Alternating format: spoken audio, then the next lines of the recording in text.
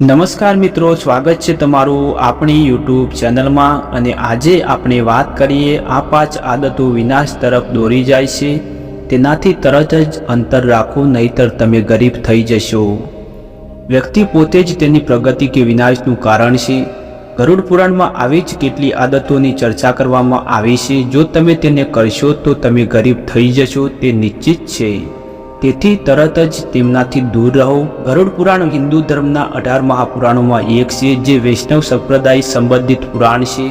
તેના મુખ્ય દેવતા ભગવાન શ્રી હરિ વિષ્ણુ છે। તેમાં જીવન, મૃત્યુ, પાપ, પુણ્ય, મોક્ષ, અધોગતિ, નિયમો અને નિયમો વગેરે સંબંધિત ઘણી મહત્વપૂર્ણ અને મૂલ્યવાન બાબતો સમજવામાં આવી છે। ગરુડ પુરાણ એ ભગવાન વિષ્ણુ અને પક્ષીરાજ ગરુડ વચ્ચેના પ્રશ્ન અને જવાબોની શ્રેણી છે। આમાં ભગવાન એવી આદતો વિશે જણાવે છે જે વ્યક્તિની ગરીબી તરફ લઈ જાય છે। જે લોકો આવી આદતો હોય છે તેમને બરબાદ થતાં કોઈ રોકી શકતું નથી। તેથી આ આદતો આજે છોડી દો। ચાલો જાણીએ આ આદતો વિશે।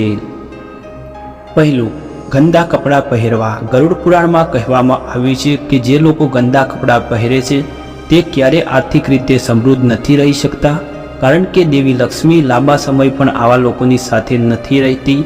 તેથી એકવાર પહેરેલા કપડાને જ્યાં સુધી ધોઈને સાફ ન થઈ જાય ત્યાં સુધી ફરીથી પહેરશો નહીં। સૂર્યોદય અને સૂર્યાસ્ત પછી સૂવું।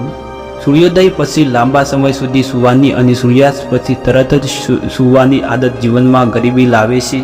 આવા લોકો આળસુ હોય છે અને જીવનમાં આર્થિક અને શારીરિક સમસ્યાઓથી ઘેરાયેલા હોય છે। ધનનો અહંકાર। જે લોકો પોતાની સંપત્તિ પર અભિમાન કરે છે, દેવી લક્ષ્મી તેમની સાથે લાંબા સમય સુધી રહેતી નથી।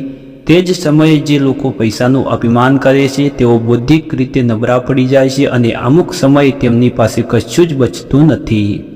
મહેનત સાથે છેતરપિંડી। જે લોકો મહેનતથી બચવાના રસ્તા શોધે છે તેઓ જીવનમાં ક્યારેય સફળ થઈ શકતા નથી। ગરુડ પુરાણમાં કહેવાયું છે કે જે લોકો મહેનતથી દૂર ભાગે છે, સફળતા પણ તેમનાથી દૂર ભાગી જાય છે। બીજાની ખામીઓ શોધવી। કેટલાક લોકોનો સ્વભાવ એવો હોય છે કે તેઓ પોતે તો કંઈ કરતા નથી, પરંતુ બીજાની ખામીઓ શોધવામાં કે તેમની ટીકા કરવામાં શરમાતા નથી।